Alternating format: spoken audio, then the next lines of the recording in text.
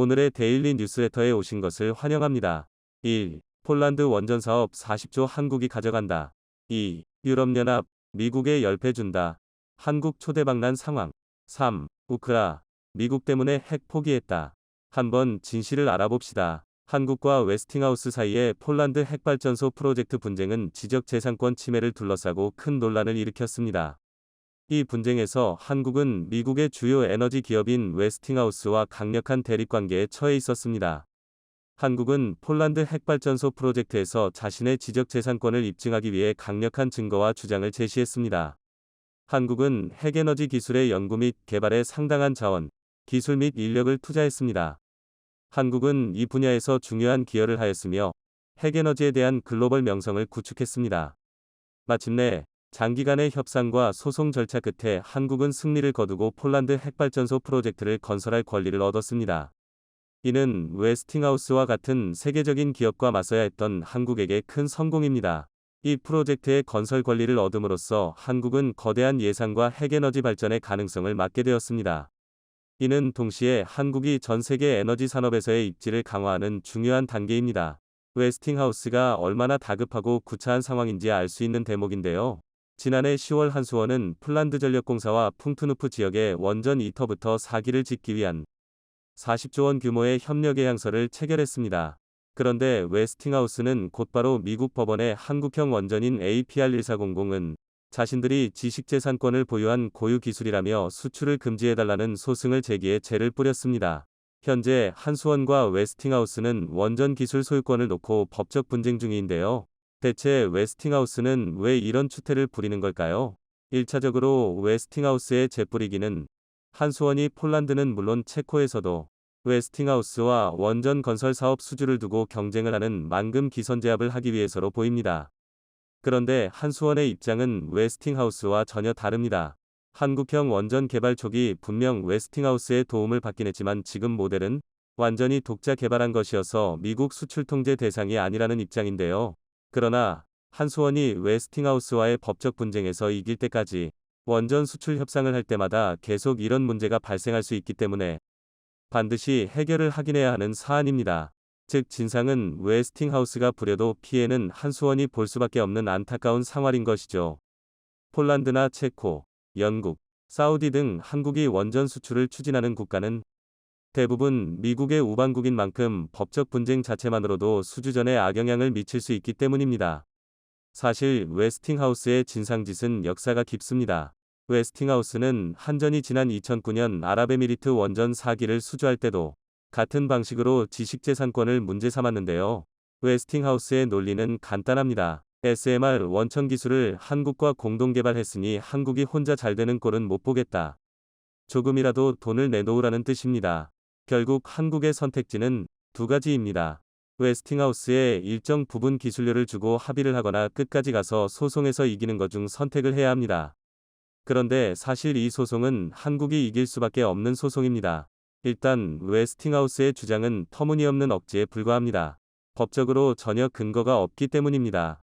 웨스팅하우스는 지난 2000년 미국 컨버스천 엔지니어링을 인수했는데 한수원의 APR1400이 자신들이 인수한 컨버스천 엔지니어링의 원자로인 시스템 80 디자인을 토대로 개발됐기 때문에 지적재산권이 있다고 주장합니다. 원전 기술의 수출 규제를 명시한 미국 연방규정집 CFR에 따라 한수원의 APR1400에 포함된 기술이 미 에너지부의 허가 대상이라는 주장도 함께 내세우고 있습니다. 하지만 원전업계와 학계 등에 따르면 2007년 6월부로 만료된 해당 기술의 사용 협정문에는 로열티 지급 없이 국내외에서 기술을 사용할 수 있는 실시권이 명문화돼 있습니다. 다시 말해 해당 기술에 대해 웨스팅하우스가 소유권과 특허권을 주장할 수 없으며 한국 측에서 로열티를 지급할 의무도 없다는 것이 이미 법적으로 명확한 것입니다. 아울러 나토 가입국이자 미국과 2020년 원자력 핵협정을 맺은 폴란드에 한국의 원전 수출을 제한할 미국 내 법적 근거도 없습니다. 그런데 웨스팅하우스는 한수원이 2009년 아랍에미리트에 원전 4기를 수출할 때도 지재권을 문제 삼은 바 있는데요. 당시 기술 이전은 이미 끝난 상황이었지만 한수원이 핵심 기술 자립을 이루지 못한 상황이었기 때문에 웨스팅하우스의 기술 자문료 등을 지급하는 방식으로 미국 측 승인을 받은 바 있습니다. 하지만 현재 한전과 한수원은 100% 기술 자립에 성공해 당시와는 상황이 완전히 달라졌습니다. 미국에 로열티를 지급할 이유가 전혀 없습니다. 원전업계는 이런 이유를 종합적으로 고려했을 때 웨스팅하우스가 자신들이 제기한 소송에서 이길 가능성은 거의 없다고 봅니다. 또한 웨스팅하우스를 보유한 캐나다 사모펀드 브룩필드는 최근 웨스팅하우스 지분 49%를 캐나다 우라늄 업체 카메코에 매각했습니다. 웨스팅하우스가 파산한 지 4년 만에 일부 매각이 진행된 것으로 브룩필드는 여전히 51%의 지분을 보유 중입니다. 즉 지금 웨스팅하우스는 정상적인 상태의 기업이 아닙니다. 상황이 이렇다 보니 브룩필드 입장에서는 매각이 현재 진행형인 상황에서 프로젝트 수주 등으로 웨스팅하우스의 몸값을 최대한 올려야 하는 입장입니다. 결국 웨스팅하우스가 노리는 것은 한국이 따낸 수주건에 자신들과 협력을 해야 한다는 억지 인식을 심어서 재매각하는 데 유리한 고지를 점하기 위한 전략이라고 분석합니다. 실제로 최근 웨스팅하우스는 원전을 지어본 경험이 없기 때문에 단독 수주 능력이 불가능에 가깝습니다. 반면 한국은 효율적이고 규격화된 원전 건설 경험을 가지고 있으며 가격 경쟁력도 훨씬 강하다는 평가를 받고 있습니다. 정리해보면 웨스팅하우스가 진상을 부리는 이유는 팔아먹기 전에 자신들의 몸값을 올리기 위해서입니다. 웨스팅하우스가 이 정도로 망가진 이유는 일본 때문입니다. 지난 2017년 일본을 대표하던 기업 도시바는 최악의 경영 환경에 놓이게 됐습니다. 일본 언론들은 일제히 도시바의 해체 가능성이 높다며 대대적인 구조조정에 나설 것이라고 예측했습니다. 일본 간판 IT 기업 도시바가 파산 직전까지 몰린 이유는 2006년 영국 국영 B&F로부터 54억 달러를 지불하고 인수한 원전기업 웨스팅하우스 때문이었습니다. 당시 인수 추정가는 25억 달러에 불과했지만 도시바는 제너럴 일렉트릭, 미쓰비시 중공업 등과의 경쟁에서 2배 이상의 돈을 지불하고 이 기업을 인수하는 악수를 두고 맙니다.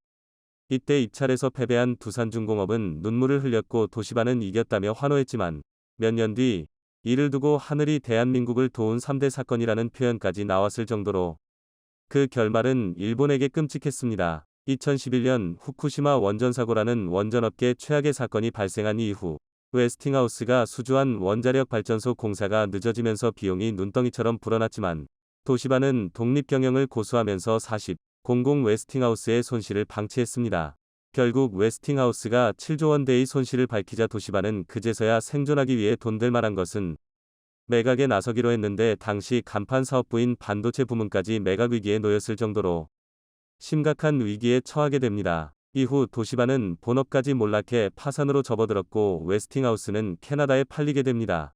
도시바 몰락의 원흉이 된 웨스팅하우스는 분명 미국 기업으로 출발했지만 지금도 캐나다 사모펀드 브룩필드 리뉴어블과 캐나다 우라늄 생산기업 카메코가 지분을 양분하고 있어 미국 정부가 직접 통제하는 데에도 한계가 있습니다.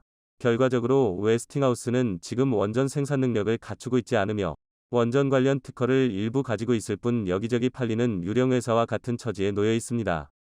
따라서 어떻게든 한국이 수주한 사업의 진상을 부려 최소한의 합의금이라도 뜯어내서 기업 가치를 높인 뒤 또다시 매각하려는 얄팍한 전략을 노리고 있는데요. 일각에서는 기회만 있으면 피곤하게 구는 웨스팅하우스를 이참에 한국이 사버리자는 이야기도 나오고 있지만 그다지 매력적이지 않은 매물이라는 게 중론입니다. 우리가 산다면 특허 이슈를 한 번에 해결할 수 있다는 장점이 있지만 무려 12조 원이 넘는 것으로 평가되는 몸값은 그야말로 현실성이 떨어진다는 지적이 많기 때문입니다. 웨스팅하우스가 미국 재계와 밀접한 관계를 맺고 있긴 하지만 지금은 엄밀히 따지면 캐나다 기업입니다. 따라서 미국 정부 입장에서 웨스팅하우스를 딱히 강하게 밀어줄 이유도 없습니다. 미국이 웨스팅하우스와 한수원의 협업을 압박하는 이유는 어디까지나 정치인들의 사적인 목적 때문이지 미국을 위한 것은 아닙니다. 최근 미국은 동맹국들을 과하게 압박하다 보니 사우디나 유럽 국가들로부터 외면을 받고 있는데 이런 상황에서 한국과 유럽의 원전 협력에 미국이 뜬금없는 퇴짜를 놓은 것은 좋은 선택이 아닙니다. 유럽은 당장 원전이 필요한데 이것을 지을 수 있는 국가는 한국밖에 없다는 변하지 않는 사실 때문입니다. 최근 들어 미국의 행보를 보면 예전 같지 않다는 생각이 많이 듭니다. 세계의 경찰을 자처하며 패권국의 힘을 과시하던 미국이 이해하기 어려운 행보를 보이면서 흔들린다는 느낌이 강하게 드는데요. 웨스팅하우스에게 최악의 결말을 안겨준 내용을 전해드리겠습니다. 결국 터질 것이 터져버렸습니다. 한국의 삼성뿐만 아니라 대만의 TSMC까지 미국서 투자를 철회하고 유럽에 올인할 수 있다는 충격적인 소식이 전해지면서 바이든이 비상사태를 선포했습니다. 삼성과 다시 협상을 하기 위해 난리가 났는데 이미 늦어버렸습니다. 유럽이 우리의 상상을 뛰어넘는 엄청난 것을 제시하면서 더 이상 미국에 공장을 지을 필요가 없어져 버렸는데요. 해마다 조단위 보조금을 약속하며 한국의 삼성과 SK, 대만의 TSMC 공장을 미국에 유치한 바이든. 그런데 수익이 나면 반도체 보조금을 미국 정부에 토해내야 하고 기밀 정보까지 내놓으라는 말도 안 되는 요구를 하면서 논란이 커지고 있는데요. 결국 유럽연합이 판도를 완전히 바꿔버렸습니다. 미국과 유럽연합은 세계에서 가장 강력한 FTA를 맺었기 때문에 유럽연합에서 생산되는 반도체에 대해서 미국은 그 어떠한 제재도 가할 수 없는데요. 유럽연합이 한국의 상상을 초월하는 너무나도 파격적인 제안을 하면서 지각 변동이 일어났습니다. 바이든의 한국 뒤통수치기를 의식했는지 유럽연합은 이번 기회를 놓치지 않고 한국의 삼성 반도체 공장을 유치하기 위해 칼을 빼들었습니다. 유럽연합, EU은 1일 현지 시간 27개 회원국 담당 장관들이 반도체 생산 확대에 430억 유로, 약 59조 원을 투자하는 EU 반도체법, 칩스 액트에 합의했다고 밝혔습니다. 세드릭 나이케 지멘스 이사는 이와 관련해 독일 프랑크푸르트 알게마인의 자이퉁, FAZ에 16나노 이하 반도체는 세계 시장에서 4%밖에 차지하지 않는다면서 반도체법이 중점을 둘 대상은 확대돼야 한다고 말했습니다. EU 회원국들은 자체 또는 위탁 생산하는 경우 모두 훨씬 더 많은 프로젝트가 지원을 받을 수 있도록 법안을 개정했습니다. 유럽연합의 반도체 지원 내용은 상상을 초월했습니다. 유럽연합은 삼성전자가 유럽에 반도체 공장을 지으면 투자 금액의 최대 40%를 지원한다는 파격적인 발표를 했습니다. 미국의 경우 최대 25%를 세액공제 해주는데 이마저도 나중에 수익이 나면 미국 정부에 반납하라고 했죠. 유럽연합은 이러한 더러운 조건들이 하나도 없습니다. 너무나 깔끔하게 투자 금액의 무려 40%를 지원해주겠다고 약속했습니다. 얼마 전 스페인 총리가 한국을 방문했을 때 산체스 총리는 한국에 오자마자 가장 먼저 한 일이 바로 삼성전자 평택 캠퍼스를 찾은 것입니다. 삼성전자에 따르면 산체스 총리는 레에스 마로토 산업통상관광부 장관 등 스페인 주요 부처 장차관 40여 명과 함께 이날 오전 11시께 평택 캠퍼스를 찾아 1시간가량 반도체 1라인, P1을 둘러봤습니다. 스페인 총리가 한국 내 삼성전자 사업장을 공식 방문한 것은 역사상 이번이 최초입니다. 그리고 결국 기적 같은 일이 일어났습니다.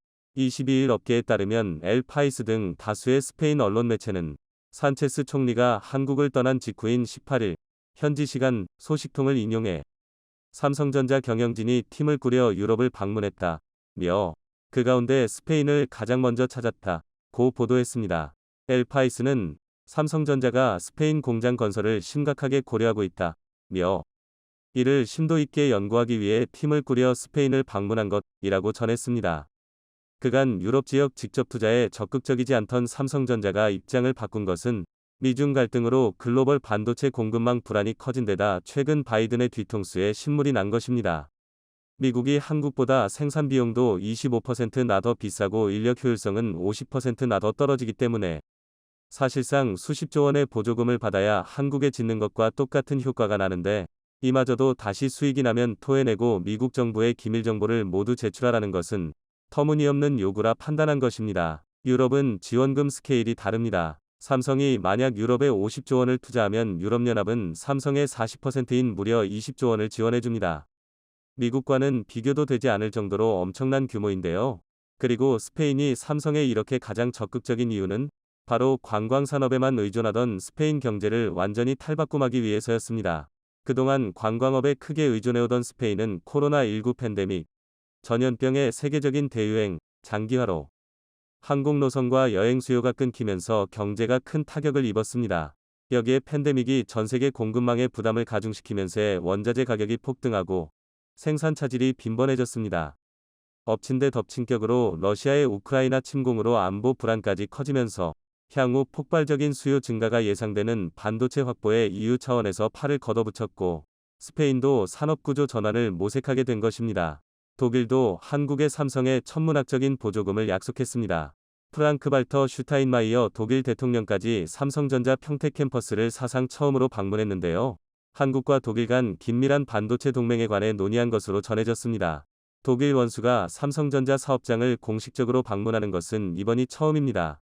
그간 게르하르트 슈레더 전 총리, 안겔라 메르켈 전 총리 등이 독일에서 열렸던 정보기술, IT 전시회, 세빗에서 삼성전자 부스를 둘러본 정도였고, 제품이 만들어지는 사업장에 관심을 갖고 직접 찾은 사례는 상당히 이례적입니다. 실제로 독일은 독일의 반도체 공장을 짓기로 한 인텔에 9조 원이 넘는 보조금을 지급했는데요. 최근 7조 원의 추가 보조금을 줄 수 있다고 전해져 화제가 되고 있습니다. 인텔은 이 공장을 짓는 비용을 애초 170억 유로, 약 23조 6천억 원로 추산했지만 현재 경제 상황 등을 고려한 결과 300억 유로, 약 41조 6천억 원가 필요하며 EU 반도체법에 따라 총 건설비의 40%를 지원받을 수 있을 것으로 기대하고 있다고 소식통은 전했습니다. 인텔은 다른 지역에 건설하는 경우와 비교해 발생하는 비용 격차를 해소하고 이 프로젝트가 세계적 경쟁력을 갖출 수 있기 위해 독일 정부와 건설적인 대화를 한 데 대해 감사를 표한다고 말했습니다. 유럽연합은 유럽을 한국으로 도배하려 하고 있습니다. 이미 유럽에서 한국산 전기차 배터리의 점유율은 70%를 돌파했습니다. BMW, 아우디, 벤츠 등 독일 3사뿐 아니라 유럽 자동차 대부분이 한국산 배터리만 쓰고 있죠. 여기에 더해 한국의 삼성전자와 SK 하이닉스가 유럽의 초대 규모 반도체 공장을 건설하게 되면 유럽은 사실상 미래 유럽 경제를 한국에 전적으로 의존하게 되는 것입니다. 바이든은 초비상이 걸렸습니다. 미국에 가장 많이 투자하기로 한 국가는 일본도 대만도 유럽도 아닌 바로 한국이었기 때문에 한국이 미국 내 투자를 취소하는 순간 최근 폭락하고 있는 바이든의 지지율은 바닥을 치게 될 것임이 분명하기 때문입니다. 이에 바이든은 최근 갑작스럽게 태도를 바꾸며 한국에 파격적인 제안을 했습니다. 중국이 한국에 경제 보복을 한다면 미국과 G7 이 공동으로 중국에 대해 관세 인상을 하여 한국을 지켜주겠다는 것입니다. 미국은 중국이 한국에 지난 사드보복 때처럼 한국 경제에 압력을 가할 경우 주요 7개국 G7이 함께 대중국 관세를 인상하는 등 대항 조치를 취할 것을 제안했다고 니혼게이자이 신문, 니케이 221 보도했습니다. 미국 정부와 연방의회는 중국에 대한 대항 조치로 수입 관세를 인상하는 등 국내법 정비를 검토하고 있습니다. 미국 초당파 의원들이 제출한 법안에서는 중국이 특정한 국가에 대해 자국의 뜻을 관철하려고 경제적 위압을 가하는 경우 미국 대통령에게 여러 조치를 실행할 수 있는 권한을 부여합니다. 이 권한에는 관세 인상 조치에 더해 경제 압력을 받은 국가에 대한 자금이나 금융 지원도 포함됩니다.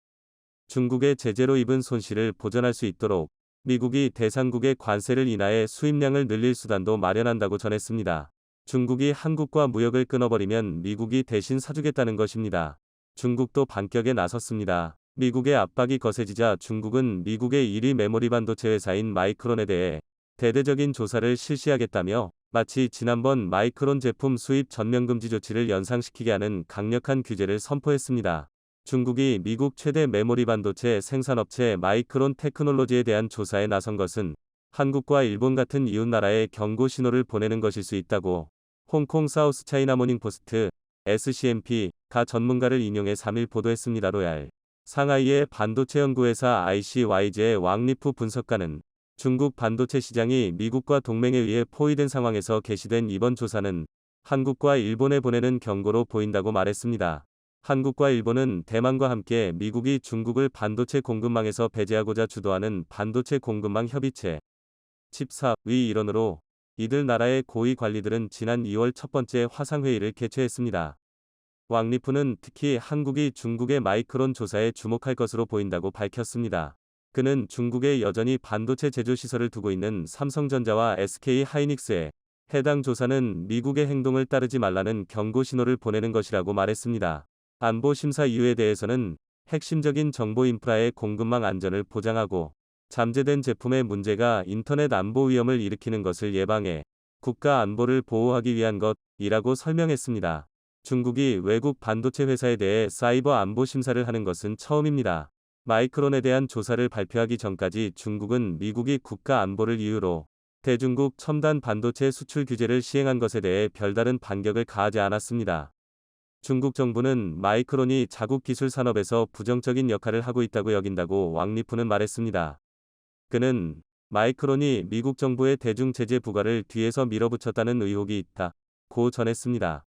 조 바이든 미국 대통령이 지난해 8월 자국 반도체 산업 육성을 위해 만든 반도체 칩과 과학법, 반도체법에 서명한 이래 마이크론은 다른 몇몇 미국 반도체 회사들과 함께 로비 자금 지출을 늘린 것으로 알려졌다고 SCMP는 전했습니다.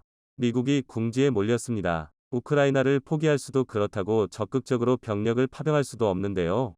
그런 사이 전쟁으로 인해 얻을 수 있는 득보다 실이 많아지고 있습니다. 오죽하면 전쟁이 조금만 더 길어지면 미국이 우크라이나를 포기할 거라는 주장도 설득력을 얻고 있는데요. 그러나 다른 건 몰라도 이것만큼은 100% 장담할 수 있습니다. 미국은 대한민국 때문이라도 절대 우크라이나를 포기할 수 없습니다. 그래서 준비했습니다. 오늘은 미국이 우크라이나를 선택한 이유와 대한민국을 바라보는 속사정에 대해 알려드리겠습니다. 당연한 얘기지만 전쟁은 절대 쉬운 일이 아닙니다. 게다가 그동안 미국이 겪었던 출구 전략 실패 경험은 참전을 망설이는 중요한 이유 중 하나인데요. 자국의 병사를 그저 소모품 취급하는 러시아와 달리 정상적인 나라라면 참전 용사의 외상 후 스트레스 장애, 즉 전쟁 후유증을 절대 무시할 수 없습니다.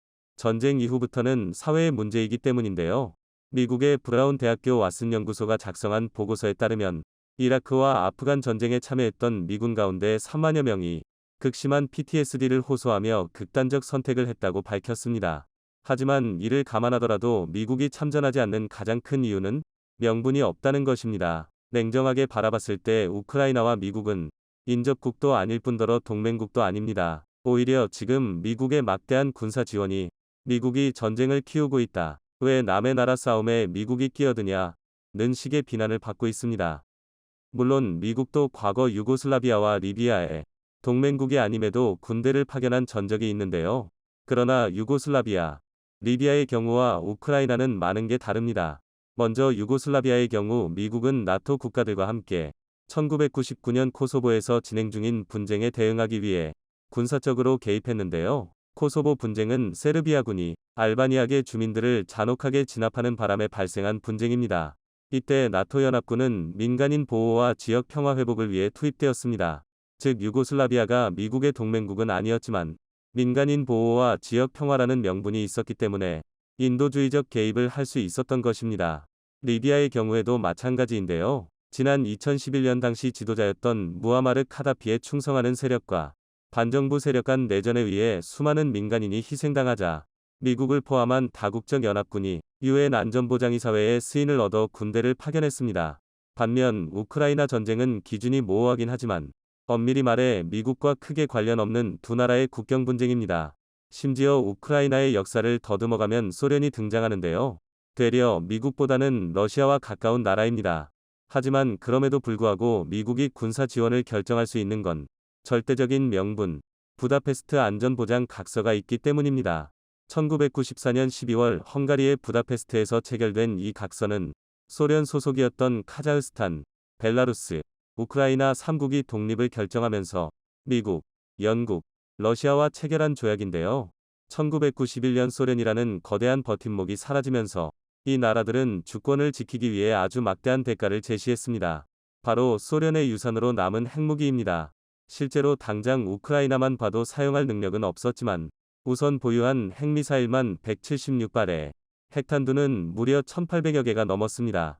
미국과 소련이 경쟁적으로 핵무기를 개발했던 당시에도 우크라이나의 핵무기 보유량은 무려 세계 3위였는데요. 게다가 카자흐스탄과 벨라루스에 남아있는 핵탄두를 모두 포함하면 무려 4천여 발이나 되는 핵무기가 3국의 영토에 고스란히 남아있었습니다. 국제 정세를 3분찌개 하고 있던 미국, 영국, 러시아 입장에서는 다이너마이트가 가득 들어있는 박스를 초등학생이 깔고 앉아있는 것과 마찬가지였는데요. 그래서 부랴부랴 체결된 것이 부다페스트 안전보장 각서입니다. 핵 확산 금지 조약 NPT로 대표되는 핵보유국들의 사다리 걷어차기의 시작인데요. 그런데 지금에 와서는 이 부다페스트 안전보장 각서가 미국의 미약한 명분이 되고 있습니다. 부다페스트 안보 각서의 내용을 요약하면 핵을 포기하는 대신 미국, 영국, 러시아가 3국이 국경선을 보전하고 해당 국가들에 대한 무력 사용을 자제하며 만약 침략에 의해 의협을 받을 경우 군사적 지원을 제공한다고 명시되어 있는데요. 하지만 2022년 2월 24일 러시아가 이를 위반했고 미국은 케케묵은 조약에 따라 전장으로 소환되었습니다. 그런데 여기서 아마 눈치가 빠르신 분들은 한 가지 중요한 사실을 눈치채셨을 겁니다. 우크라이나가 핵무기를 포기하는 대신 미국이 안전을 보장해준다는 것. 이는 대한민국이 핵미사일을 개발하지 않는 대신 미국이 핵우산을 제공한다는 합의와 굉장히 유사한데요. 그렇기 때문에 미국이 더더욱 우크라이나를 포기하지 못하는 것입니다. 그도 그럴 게 미국이 우크라이나를 포기한다는 것은 동맹국들의 시선에서 미국이 언제든 약속을 저버릴 수 있다는 것을 증명하는 꼴입니다. 프랑스의 샤를 드골이 핵무기를 개발하기 위해 파리를 위해 뉴욕을 포기할 수 있는가? 라고 미국에 일갈했던 것처럼 서울을 위해 워싱턴을, 뉴욕을 포기할 수 있는가? 하는 의문이 생기는 것입니다. 실제로 이건 자체적인 핵무장을 주장하는 이들의 가장 강력한 명분인데요. 다시 말해 미국은 우크라이나를 통해 오랜만에 세계 경찰로 복귀했지만 동시에 시험대에 오른 것입니다. 이 시험대에서 미국이 가장 눈치를 보고 있는 심판관은 바로 대한민국입니다. 다름 아닌 북한 때문인데요. 미국의 대북 제재는 명백하게 실패했습니다. 더군다나 극단적으로 말해서 우크라이나가 핵을 포기했기 때문에 전쟁이 일어난 마당에 대한민국은 아직까지 자체 핵무장이 아닌 미국의 핵우산을 믿고 있습니다. 만약 대한민국이 자체 핵무장을 선택한다면 핵 도미노가 일어날 것은 불보듯 뻔한 일입니다. 게다가 남북관계가 강대강으로 치닫기 시작하자 대한민국 내부에서부터 전술핵 배치에 대한 목소리가 힘을 얻고 있는데요. 심지어 대한민국은 세계 5위의 원자력 기술 강국으로 마음만 먹는다면 언제라도 핵무기를 만들 기술력까지 보유한 국가입니다. 이는 세계 군사력 순위 6위에 북한과 중국을 동시에 견제할 수 있는 유일한 국가인 대한민국이 언제든 마음만 먹으면 미국의 등을 돌릴 수 있다는 얘기인데요. 이뿐만이 아닙니다. 우크라이나 전쟁을 통해 주한미군의 가치도 의심받고 있습니다. 비단 얼마 전까지만 하더라도 대한민국과 미국은 상호방위 조약이 체결되어 있기 때문에 대한민국을 공격하는 것은 미국을 공격하는 것과 마찬가지라는 게 상식이었는데요. 하지만 안타깝게도 이러한 주장은 약 1년 전에나 가능했던 얘기입니다.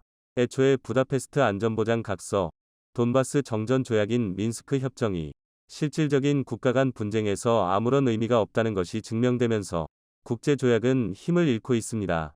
쉽게 말해 이제는 입이 아닌 행동으로 보여줘야 하는 시대가 온 것입니다. 이처럼 미국은 대한민국이 떠나는 것을 막기 위해서라도 절대 우크라이나를 포기할 수 없습니다.